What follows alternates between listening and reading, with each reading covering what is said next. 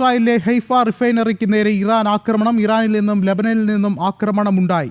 റോക്കറ്റുകൾ ഉൾപ്പെടെ ഈ ഒരു ആക്രമണത്തിൽ ഉപയോഗിച്ചെന്നും അറിയാൻ സാധിക്കുന്നുണ്ട്. എണ്ണ ശുദ്ധീകരണശാലയ്ക്ക് കാര്യമായ കേടുപാടുകൾ സംഭവിച്ചു എന്നും റിപ്പോർട്ടുകൾ പുറത്തു വരികയാണ്. അതിനിടെ യമനിൽ നിന്നും ഡ്രോൺ ആക്രമണം ഉണ്ടായതായും ഇസ്രായേൽ സൈന്യം ആരോപിച്ചു. കൂടുതൽ വിവരങ്ങളുമായി ന്യൂസ് ഡെസ്കിൽ നിന്നും പ്രജിത്ത് മോഹനൻ ചേർന്നുണ്ട്. പ്രജിത്ത്, എന്തായാലും നിർണായകമായ നീക്കങ്ങൾ ഇവിടെ സംഭവിക്കുകയാണ്. എന്താണ് ഏറ്റവും പുതിയ വിവരങ്ങൾ?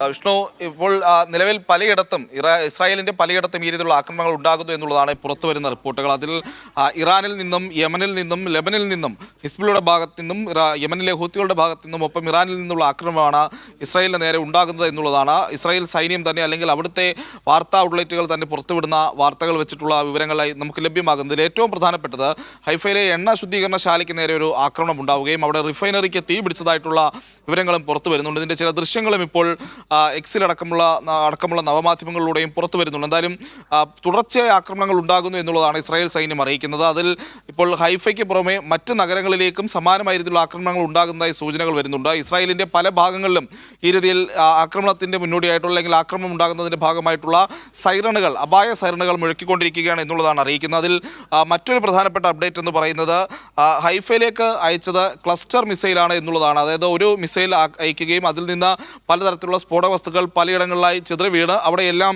സ്ഫോടനങ്ങൾ ഉണ്ടാകുന്ന രീതിയിലുള്ള ക്ലസ്റ്റർ മിസൈലുകൾ ഉപയോഗിച്ചാണ് ഇറാനിൽ നിന്ന് ആക്രമണം ഉണ്ടായത് എന്നുള്ളതാണ് IDF അറിയിക്കുന്നത്. അതോടൊപ്പം മറ്റ് പല മേഖലകളിലേക്കും സമാനമായ രീതിയിൽ ക്ലസ്റ്ററുകൾ അയക്കുന്ന സാഹചര്യം ഉണ്ടായിട്ടുണ്ട് എന്നുള്ളതും ഇസ്രായേൽ പറയുന്നു. അതിൽ ഷഫാമിലെ ഒരു റെസിഡൻഷ്യൽ ബിൽഡിങ്ങിലേക്ക് ഈ രീതിയിലുള്ള ആക്രമണം ഉണ്ടാവുകയും അവിടെ വലിയ രീതിയിലുള്ള നാശനഷ്ടങ്ങൾ ഉണ്ടാകുകയും ചെയ്തിട്ടുള്ളതായും ഇപ്പോൾ റിപ്പോർട്ടുകൾ പുറത്തു വരുന്നുണ്ട്. അങ്ങനെ ഇറാന്റെ ഭാഗത്ത് നിന്നും ഒരു വശത്ത് ഇറാൻ, ഒപ്പം തന്നെ ലെബനനിൽ നിന്നുള്ള ഹിസ്ബുള്ളയും ഒപ്പം യമനിൽ നിന്നുള്ള ഹൂത്തികളും ചേർന്നുള്ള സംയുക്ത ആക്രമണമാണ് ഇപ്പോൾ ഇസ്രായേലിന് നേരെ ഉണ്ടാകുന്നത് എന്നുള്ളതാണ് പുറത്തു വരുന്ന വിവരങ്ങൾ വ്യക്തമാക്കുന്നത്. അപ്പോൾ ഇസ്രായേലിനെതിരെ ആ പ്രദേശത്തെ, പ്രത്യേകിച്ച് ഇറാന്റെ പ്രോക്സികൾ എന്ന് തന്നെ വിളിക്കാവുന്ന സായുധ സംഘടനകളെ, തീവ്രവാദ സംഘടനകളെ കൂടി ഉപയോഗിച്ചുകൊണ്ടുള്ള ആക്രമണമാണ് ഈ മണിക്കൂറുകളിൽ പുരോഗമിച്ചുകൊണ്ടിരിക്കുന്നത്.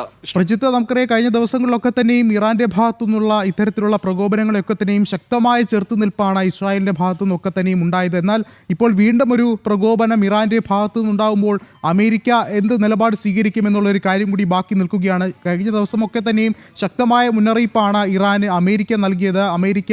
അമേരിക്കൻ പ്രസിഡന്റ് ഡൊണാൾഡ് ട്രംപിൻ്റെ നിർണായകമായ ചില വാക്കുകൾ, ചില പോസ്റ്റുകളൊക്കെ തന്നെയും പുറത്തു വന്നിരുന്നു. അത്തരത്തിൽ കടുത്ത ഭാഷയിലാണ് അമേരിക്കയുടെ മറുപടി ഇറാന് നൽകുന്നത്. എന്നാൽ ഈ ഒരു സാഹചര്യത്തിൽ വീണ്ടും ഒരു പ്രകോപനം ഇറാൻ ഇത്തരത്തിൽ മുതിരുമ്പോൾ എന്താകും ഇനി ബാക്കി നമുക്ക് കാണേണ്ടി വരിക എന്നുള്ളൊരു ചോദ്യം ബാക്കിയാവുകയാണ്.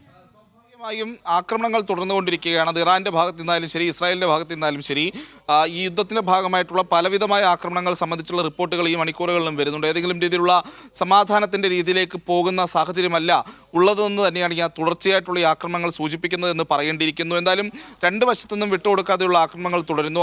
മറുവശത്ത് നിന്ന് അമേരിക്കൻ US പ്രസിഡന്റേതായിട്ടുള്ള പലതരത്തിലുള്ള സ്റ്റേറ്റ്മെന്റുകളും ഒക്കെ പുറത്തു വരുന്ന സാഹചര്യമുണ്ട്. അപ്പോൾ ഈ യുദ്ധം ഏത് വഴിക്ക് മുന്നോട്ട് പോകും എന്നുള്ള കാര്യത്തിൽ ഇപ്പോഴും പൂർണ്ണമായ ഒരു വ്യക്തത വന്നിട്ടില്ല എന്നുള്ളതാണ് സാഹചര്യം. എന്തായാലും ആക്രമണങ്ങൾ തുടരുന്നതാണ് പ്രധാനപ്പെട്ട കാര്യമായി വരുന്നത്. അതിൽ ഇപ്പോൾ ഇസ്രായേലിൻ്റെ ഒരു ആക്രമണത്തിൽ ലെബനനിൽ 5 സൈനികർക്ക് പരിക്കേറ്റതായിട്ടുള്ള വിവരങ്ങൾ പുറത്തു വരുന്നുണ്ട്. അവിടെ അൽ അമരിയാഹ് എന്ന് പറയുന്ന പട്ടണത്തിൽ ഇസ്രായേൽ നടത്തിയ ഒരു ആക്രമണത്തിൽ അത് ഹിസ്ബുള്ളയെ ലക്ഷ്യം വെച്ച് നടത്തിയിട്ടുള്ള ആക്രമണമാണ്. പക്ഷേ അവിടുത്തെ ലെബനനിലെ ചില സൈനികർക്ക് പരിക്കേറ്റതായി അവിടുത്തെ തന്നെ സൈന്യം അറിയിച്ചിട്ടുള്ളതായിട്ടാണ് ഇപ്പോൾ പുറത്തു വരുന്ന വാർത്തകൾ എന്നുള്ളത്.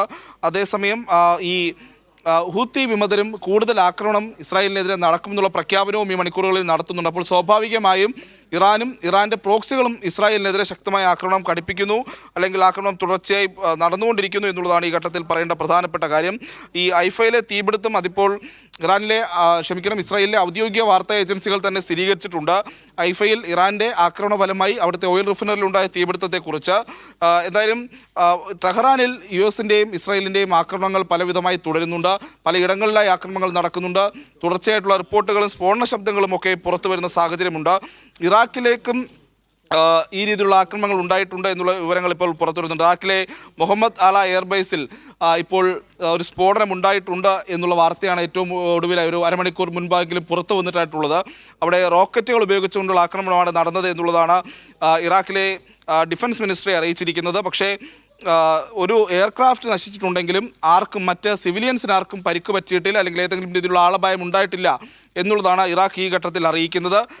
അപ്പോൾ മറ്റു ചില വിവരങ്ങൾ കൂടി, പ്രത്യേകിച്ച് ഏറ്റവും പുതിയതായി ഹൊർമൂസ് കടലിടുക്കിൽ നിന്നുള്ള ചില ദൃശ്യങ്ങൾ പുറത്തു വന്നിരുന്നു. ഒരു കനേഡിയൻ യൂട്യൂബർ പുറത്തുവിട്ട ദൃശ്യങ്ങളാണ്. അതായത് നിരവധി കപ്പലുകൾ ഹൊർമൂസ് സ്ട്രൈറ്റിൽ കുടുങ്ങിക്കിടക്കുന്നതിൻ്റെ കാഴ്ചകളടങ്ങുന്ന ദൃശ്യങ്ങളാണ് ഇപ്പോൾ ഈ കനേഡിയൻ യൂട്യൂബർ പുറത്തുവിട്ടിരിക്കുന്നത്.